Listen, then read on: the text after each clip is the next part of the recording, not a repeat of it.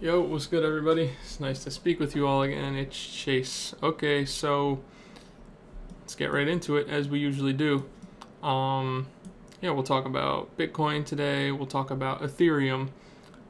We will talk about what comes to mind, and as usual, at the end, we'll cover just some overall topics of sometimes life, but usually things that pertain to the market in some way or another.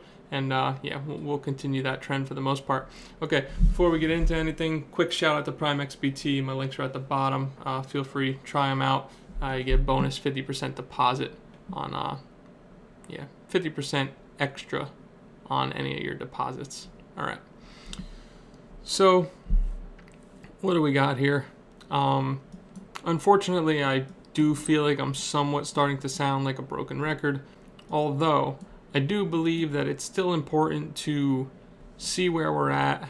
You want to sort of reinforce things, right? So when the time comes, you're ready to act, right?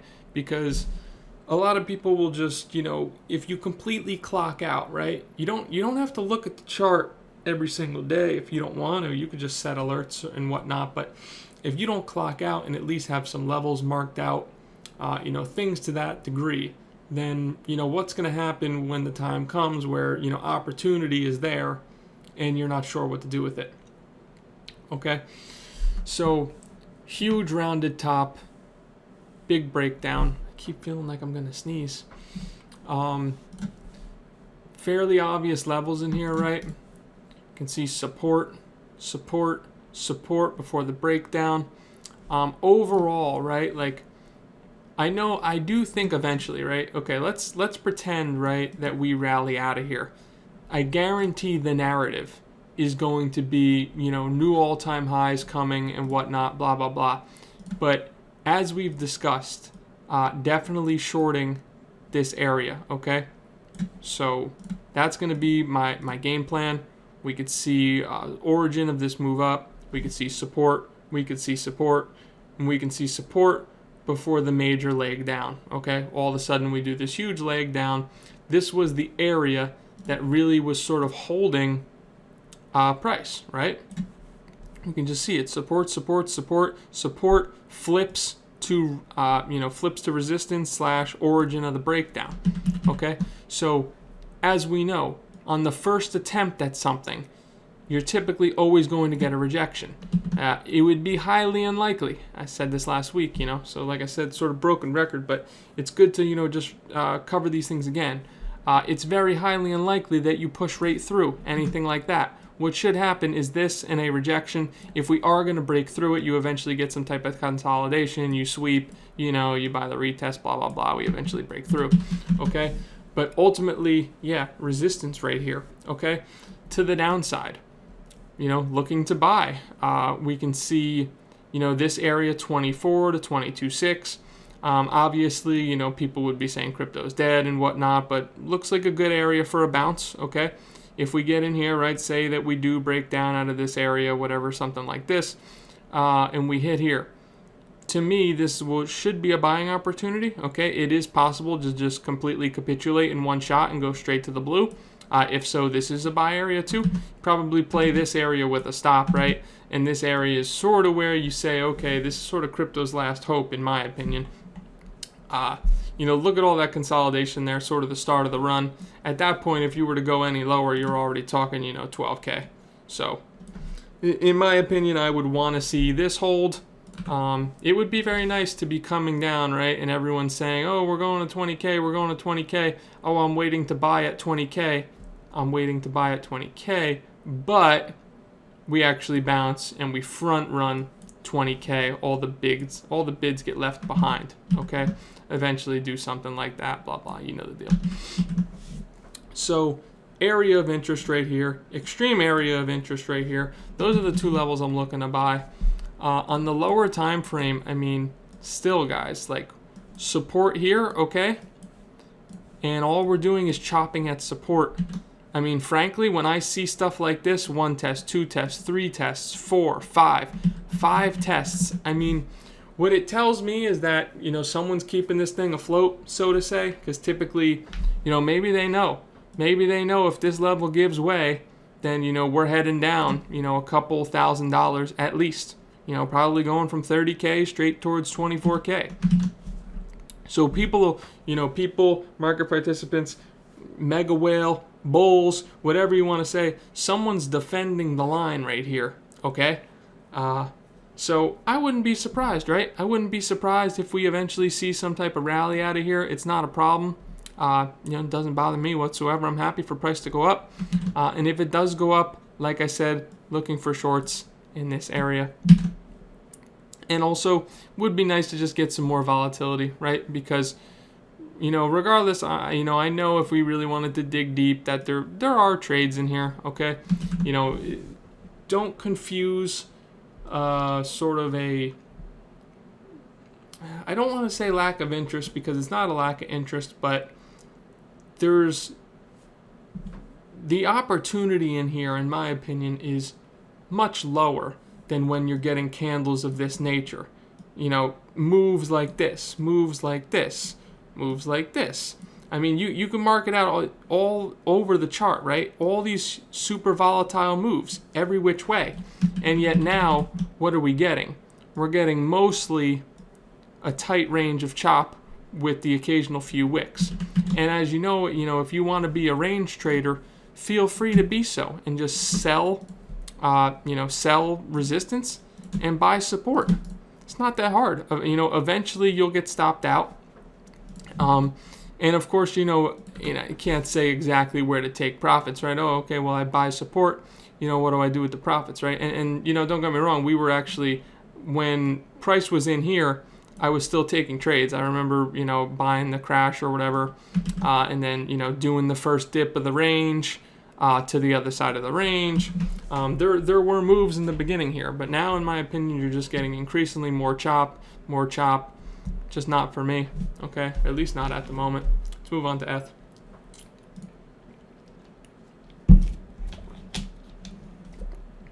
So in my opinion on ETH, we're seeing, basically a breakdown here, right? We have this impulse, the origin of impulse here, start of the major move up. Okay, this consolidation in here sends us upwards. All right, so this was our level of support right here. Comes down. It pushes through, but look at where all these closes are. We're still seeing respect on this level, okay? Then we eventually, respect the level again, but eventually break down on it, okay? You see how it tries? Look at how perfect the candles are on the daily here, right? It tests it. It closes right on it. It holds right above it, okay? So now this is your major resistance level right here, okay? If we're coming up, like I said, I think a lot of people will be saying, oh, new all-time highs, new this, new that. But this level is most likely a short. Now, when it comes to ETH, I do think that on occasion, typically it's cleaner price action in my opinion, but is this a level that I would immediately short? I'm not sure, honestly, because, I think if Bitcoin had some type of a decently strong rally, I wouldn't be surprised to see just, a short reaction off of this and back into the range. I think that's completely possible, right? You probably still get that short rejection, right? But I'm not essentially sure, nor would I be confident in taking a trade like this. Oh, rejection that's going all the way down to here. I'm not so sure about that. So that's not really on my radar, but I will be watching. As usual, if you want to, just go to one of my classic setups. If we test the area, right, and we reject, and then we test the area again, so higher, magnet here. So you're making a higher high on price, but the RSI does something like this. It peaks on a big pump, weaker on the second one. You got a bearish divergence. Typically can see that there's going to be some type of bearish divergence forming when you get the candle close right around here. You look for a lower time frame break in market structure, something like this. So let's say put in a high. Yeah, that's too low. Put in a high, put in a higher high, bounces from support. Now you could play this rejection, right?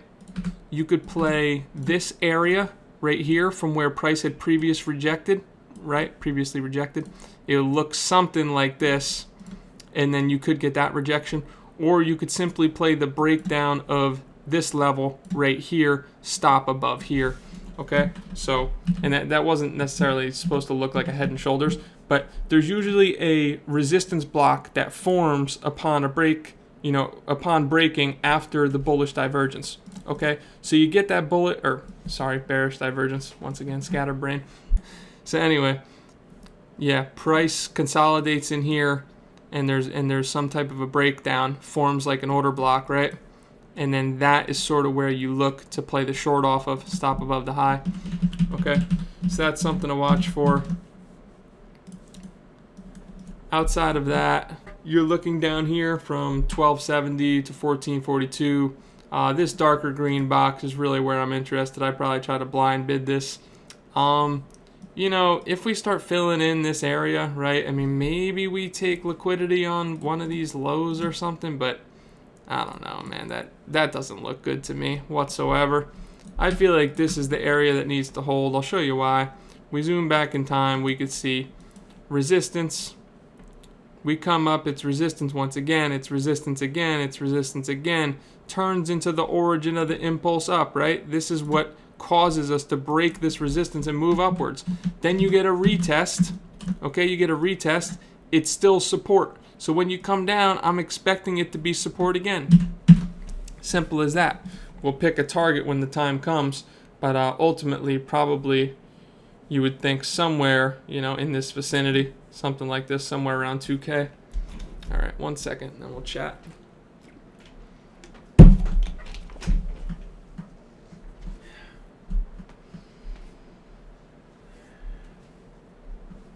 All right, so sentiment-wise, that'll be the first thing we'll talk about. Sentiment-wise, honestly, it's weird. There's two sides, right? Everyone, we talk about the reply guys and whatnot, but there's two sides, right? There's multiple sides. There's the hopeful bunch, right? That they're just like, hodl, like it's all good. This is just a it's almost delusion. Okay, this is just a dip. Whatever you want to say. They think it's a dip or something, even though it's a downtrend. Okay, I'm not, who cares? Bear market, bull market. Like, look at just the local price action here. Like, this is a major breakdown, and so far it's been nothing but bearish movement. So that's what I'm seeing. So there's the hopefuls that are claiming it's just a dip or like a short-term pullback or something, which in my opinion this is like a fairly major correction, and so far a continuation of bearish movement. And then you have your people who are obviously like very angry. They got trapped into the super cycle meme, into the flippening meme, into hodl, diamond hands. I just had a post about that the other day. How basically hodl is not what it used to be, right? Like hodl used to be this thing where everyone was, on the same team and trying to get Bitcoin into, some type of mainstream adoption, and people were holding from, lower prices. But you had people screaming from the rooftops to hodl at $60,000, diamond hands at $60,000. Like, that all that is just people saying, hey, don't sell. I don't want my bags to depreciate. I don't want my bags to continue to go up, so you can't sell. Nobody can sell. Nobody sell. It's like this big cult mentality where everyone thinks they're going to get rich if no one else sells. Well, I got bad news for you. Somebody's going to sell. And if it wasn't me, it was going to be some big whale, and obviously as we can see, people took their profits, okay? So you got the people who are hopeful, and you got these people who are just genuinely pissed off because, whether it was their own decision or whether, like I said, supercycle or hodl, diamond hands, whatever it was, those people are just down. They're down big time on their investment, on their buys.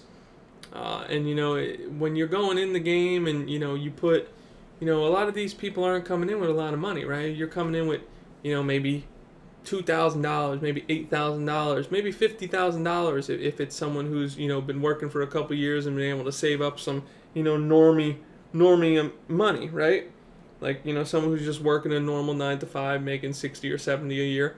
Maybe they save up 50 after a few years if they don't have many responsibilities, or maybe they live home or something of that nature. So I think a lot of those people saw their 30,000 turn into, $14,000 now, right? And they're just pissed. So yeah, you got the hopefuls, you got the pissed off people. They're going insane in the comments. I can't post anything bearish or anything, or if I try to give advice, they're shitting on me, which is funny because they don't even follow me, right? Even though if they did follow me, they'd know that I was telling them to sell the whole entire top. We go over this time and time again. We were selling up here, so I'm not sure. Unfortunately, it's just people who don't care to do their research at all. They don't care to see who they're talking to at all. They just want to lash out at somebody. And unfortunately, in my opinion, if that's your mind state and that's how you're acting, most likely, like someone who's rich or someone who did very well is not acting like that. So, unfortunately, I don't want to see anyone lose money. But unfortunately, these people lost a lot of money and they're very upset about it. So, not only that, but that sort of also makes me think that, like, it makes me think lower, because I don't, like, they're still on Twitter. They're still here.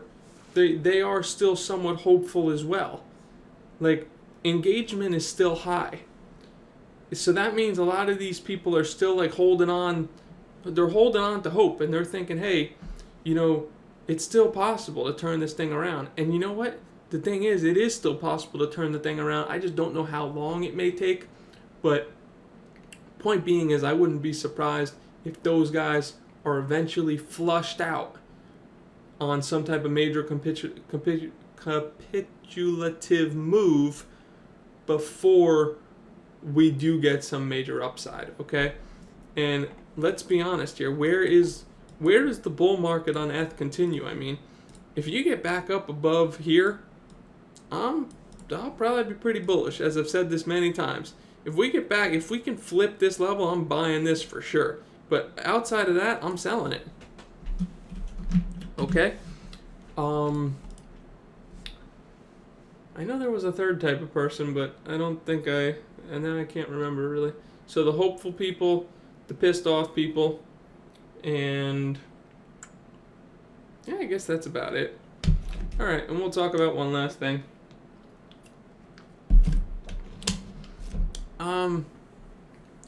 This is somewhat more life-oriented, but also relates to the market, because a lot of people say how crypto's in a bubble, right? Everyone's like, oh, it's a crypto bubble. Is it gonna bubble again? The thing is, it's not just a crypto bubble. It's a get-rich-quick bubble. Anything that involves getting rich quick right now is extremely popular. It's becoming increasingly more difficult to tell the younger population, and I would know because I have a younger brother, and it's becoming increasingly more difficult to tell these people and the younger generation and all to, hey, take the hard route. There's education, a career, the 9 to 5, make your 60 a year. Like, how are we supposed to tell this younger generation that is what, and I'm not saying that is what they should be doing, right? Because I believe that, me personally, I was never going to do it. Like, I'd rather be fucking homeless than work a 9 to 5 and be through, that, in my opinion, it's sort of like slavery, so to say. And obviously not nearly as bad, right? I'm not diminishing actual slaves in whatsoever, but you get what I'm saying. I'm just using it as sort of like a play on words. But to me, it would be like completely life ruining. So I would never want to do that. I'd rather whatever than do that. I'm not going to do it at all. So how are we supposed to tell these guys to do normal things and whatnot when we're, I log on Snapchat and I see them glamorizing, this 18-year-old girl who's got 5 million in 5 million in assets, homes and cars and whatnot, because she just started her OnlyFans. So it's a get-rich-quick bubble. It's not just crypto. It's also stocks. It's the diamond hands, Wall Street bets, all that stuff. All those people need to get wiped out. Also the market has to get saturated. Everyone can't be rich. Because if everyone's rich, then nobody's rich. That's what it is. I'm not trying to be a hater because I made some money the past few years. I'm probably a lot less rich than a lot of the people on CT. Rich is probably not even a good word. I'm just, I'm comfortable. I live a comfortable life, right? But point being is, you can't have everyone being rich or everyone being comfortable, because then just no one can be. It's just that the world is not a utopia. So you have all these younger people who are just saying, fuck education, fuck coming up in the workforce.